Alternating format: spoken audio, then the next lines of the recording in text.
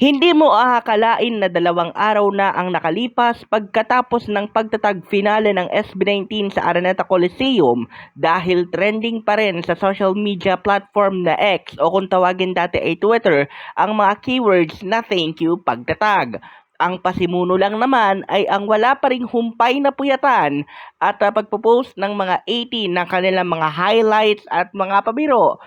patungkol sa nagdaang konsyerto na pinaunlakan din ng mga bigating artista tulad ng Four Tenors, vocal mix ng rapper na si Glock 9, ni Black Eyed Peas member na si Apple Diap,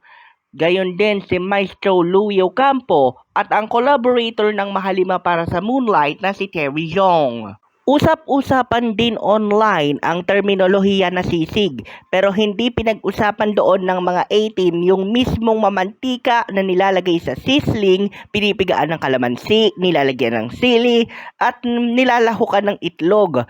Paano ba naman dahil noong minsang matanong si Terry Jong habang kalagitnaan ng konsyerto kung siya ba ay magkakaroon ng sarili niyang house o yung individual fan base sa loob ng 18, ang pipiliin siguro niya ay ang pagkaing sisig. Sa bandang huli ay hindi mo talaga masusukat ang katuwaan at galak ng mga SB19 fans sa nagdaang 11 buwan na punong-puno ng pagbabago, pagpapatibay at pagkakabigkis-bigkis ng bawat isa.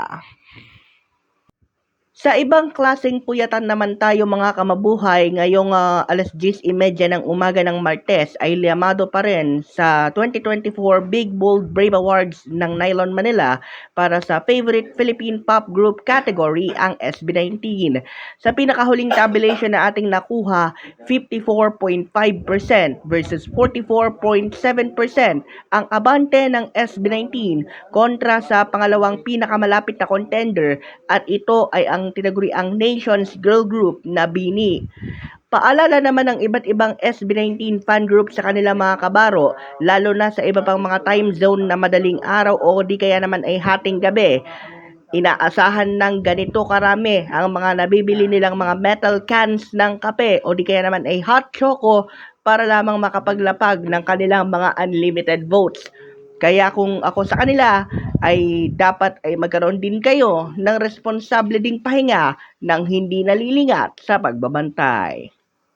Para sa Mabuhay Radio News na walang takot, walang pinapaboran, ito ang Senbat sa Patrol number 2, Stephen Saraspe Perez.